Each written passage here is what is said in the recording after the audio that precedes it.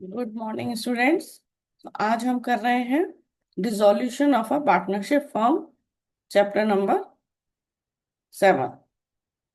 तो question number 1, what journal entry will be passed when the unrecorded furniture of rupees 20,000 is taken by X, a partner, at rupees 15,000 on the dissolution of the firm? तो देखो, ये है तो 1 marker, लेकिन easy भी नहीं है। इसके लिए हमें कॉन्सेप्ट समझना होगा कि जब पार्टनरशिप फर्म का डिसॉल्यूशन होता है तब चीजें कैसे काम करती हैं। तो देखो, उसमें हम एक रियलाइजेशन अकाउंट बनाते हैं। जब पार्टनरशिप हम रिजॉल्व हो रही है तो हमें सब एसेट्स एंड लाइबिलिटीज का पेमेंट करना होगा और एसेट्स को सेल करना होगा, या फिर कोई ना कोई पार्टनर लेके जाएगा। तो हम एक रियलाइजेशन अकाउंट बनाते हैं जिसमें हम सारी एसेट्स एंड लाइबिलिटीज को ट्रांसफर करते हैं। ठीक है। तो एसेट्स हमारे डेबिट में होती हैं, डेबिट बैलेंस होते हैं। तो उसको हम यहाँ पर डेबिट साइड लेकर आते हैं। हम यहाँ लेके आते हैं टू ऑल एसेट्स।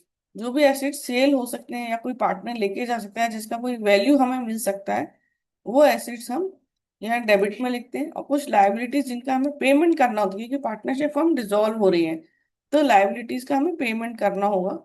तो वो हम यहाँ क्रेडिट साइड पर लिखते हैं, और लाइबिलिटीज जिनका हमें आउटसाइड लाइबिलिटीज जिनका हमें पेमेंट करना है। फिर इस रियलाइजेशन अकाउंट के थ्रू जो एसेट्स हैं उनको हम यहाँ पर क्रेडिट साइड पर सेल कर देते हैं। यानी बाय बैंक, पैसा आया तो बैंक इंक्रीज होगा, bank account debit to assets, ऐसा एंट्री होगा। तो एसेट्स को हमने बैलेंस शीट के एसेट्स को, बैलेंस शीट वैल्यू को यहाँ पर डेबिट में लिखा। और उस एसेट्स को यदि हमने सेल किया है तो यहाँ पर लिखेंगे क्रेडिट साइड पर बाय बैंक। और यदि इसको कोई पार्टनर लेके जा रहा है सो बाय पार्टनर्स कैपिटल अकाउंट। और ऐसे ही जो लाइबिलिटीज हैं उसको हमने यहाँ पर पेमेंट करना होगा टू बैंक। और यदि कोई पार्टनर लेके जा रहा है तो वो यहाँ पर आएगा टू पार्टनर्स कैपिटल अकाउंट। ठीक है। इस तरह से इसमें लॉस या प्रॉफिट निकलेगा। अब जैसे क्वेश्चन नंबर 1 है कि what journal entry will be passed when the unrecorded furniture of 20,000। So unrecorded furniture है तो ये यहाँ बैलेंस शीट में तो है नहीं, तो यहाँ रियलाइजेशन के डेबिट में भी नहीं आएगा। लेकिन यदि इसे कोई पार्टनर लेकर जा रहा है तो हमें उसे वो क्रेडिट में तो लिखना ही है। रिकॉर्डेड या अनरिकॉर्डेड एसेट्स का कुछ भी यदि सेल होता है या कोई पार्टनर लेके जाता है तो हम उसे रियलाइजेशन के क्रेडिट में लिखते हैं। तो अनरिकॉर्डेड फर्नीचर है तो डेबिट में तो नहीं आएगा, लेकिन हाँ क्रेडिट में यदि कोई से पार्टनर लेके जा रहा है तो आएगा। So X capital account debit to realisation 15,000। तो जितने में लेकर जा रहा है वो हमारी एंट्री होगी। So entry will be ex capital account debit to realisation account 15,000। So unrecorded furniture taken over by X, a partner.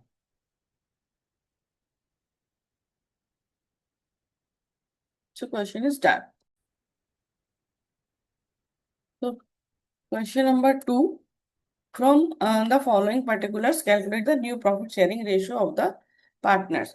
तो ये रेशियोज हमें वैसे ही कैलकुलेट करने हैं जैसे हमने रिटायरमेंट में किए थे या डेथ में किए थे। तो देखो, old old profit sharing ratio है 5:5:4। इसमें मोहन की डेथ हो रही है तो ये।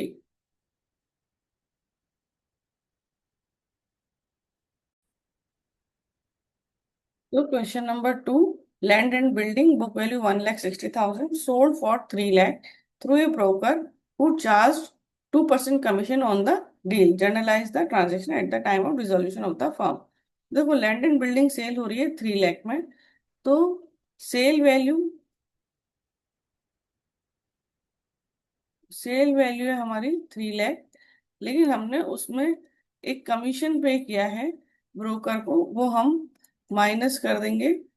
सो 3 लाख पर 2%,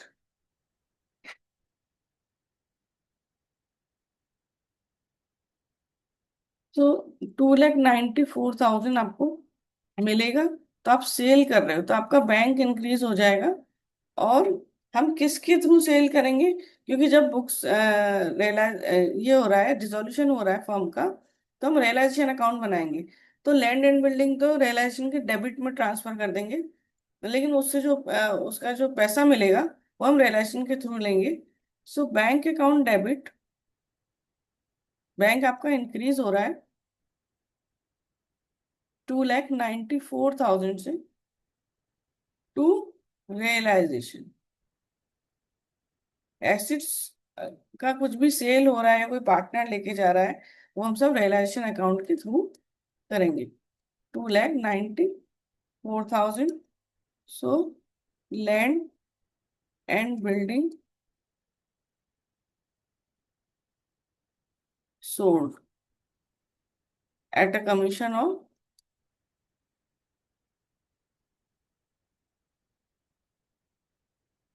2%।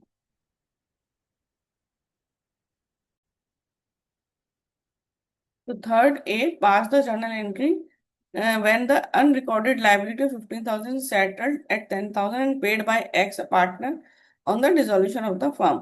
तो देखो ये यदि कोई लाइबिलिटी, रिकॉर्डेड लाइबिलिटी, यदि बैलेंस शीट वाली लाइबिलिटी भी है तो रियलाइजेशन की क्रेडिट में चले जाएगी। लेकिन वो हमें फिर वो रिकॉर्डेड है या अनरिकॉर्डेड, यदि अनरिकॉर्डेड भी है तो भी हमें पेमेंट करना है रियलाइजेशन टू बैंक। और यदि हम पेमेंट नहीं कर रहे, कोई पार्टनर लेके जा रहा है, तो भी हमारी एंट्री होगी realisation account debit to ex capital account.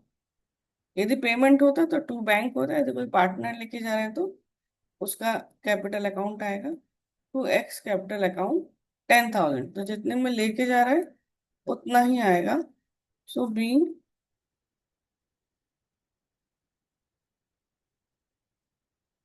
Unrecorded liability taken over by x. ठीक है, ये हो गया ए पार्ट। अब है 3B, pass a journal entry if a machine having a book value 15,000 is given to Rakesh, a creditor of 22,000 for 12,000 towards part payment of his dues। हाँ, ये देखो, ये समझने वाले हैं कि आपकी मशीन है 15,000 की, ठीक है, तो ये आपकी मशीन की वैल्यू है 15,000 और is given to a Rakesh, a creditor of, ये क्रेडिटर है 22,000 का, एंड फॉर 12,000, ये जो मशीन है वो इसको दे दी गई है 12,000 के लिए, 15,000 की चीज 12,000 करके दे दी है।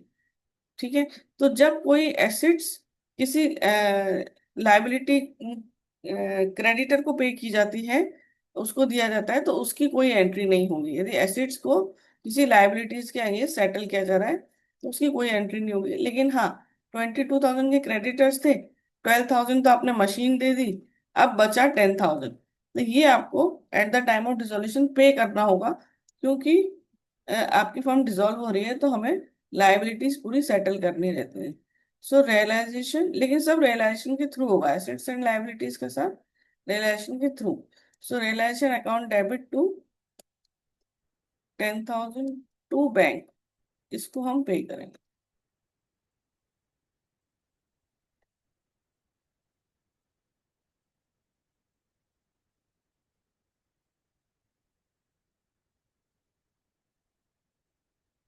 Machine given to creditor of 12,000 and balance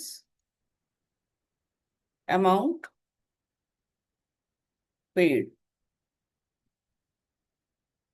ठीक है, जो मशीन हमने दी है 12,000 के क्रेडिटर को, उसकी कोई एंट्री नहीं होगी। तो यदि कोई पार्टनर का लोन होता है जो कि फर्म की बैलेंस शीट में लाइबिलिटीज साइड पर होता है, तो उसका एक अलग से अकाउंट बनता है, अलग से लेजर क्रिएट करते हैं हम। तो वहां पर हमें उसका पेमेंट करना होता है अ, उस लोन का। तो यहाँ पर होगा, ये हम अलग से बनाएंगे अकाउंट। तो लोन फ्रॉम एक्स डेबिट 22,000, और होना चाहिए था यहाँ पर टू बैंक 22,000, लेकिन उसका एक डेबिट बैलेंस भी है। तो वो हम पहले यहाँ पे सेटल कर लेंगे, देख लेंगे। तो 2x कैपिटल अकाउंट, सो 22,000 हमें देना था, 2,000 का उसका डेबिट बैलेंस है, वो माइनस करके हम 20,000 का उसको पेमेंट कर देंगे। So loan loan from X settled.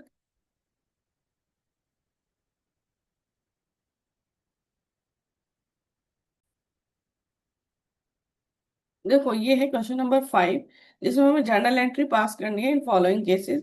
The fifth का ए जो है, उसमें हमें देखना है expenses of realization 600 to be borne by firm and are paid by Mohan a partner.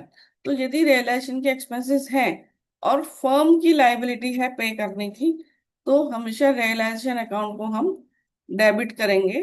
ठीक है, यदि फर्म की लाइबिलिटी है, तो यहाँ पर फर्म की लाइबिलिटी है एक्सपेंसेस रियलाइजेशन बॉन्ड बाय द फर्म, तो रियलाइजेशन को हमने डेबिट किया 600 से।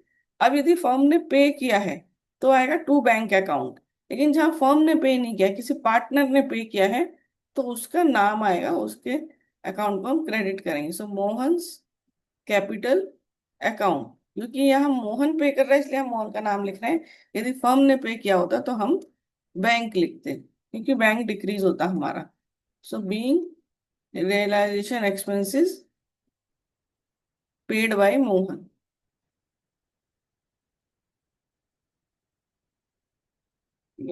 सेकंड केस है हमारा, Mohan, one of the partner of the firm, was asked to carry out dissolution of the firm, and which he was allowed a salary of 20,000. Expenses for realization were 5,000.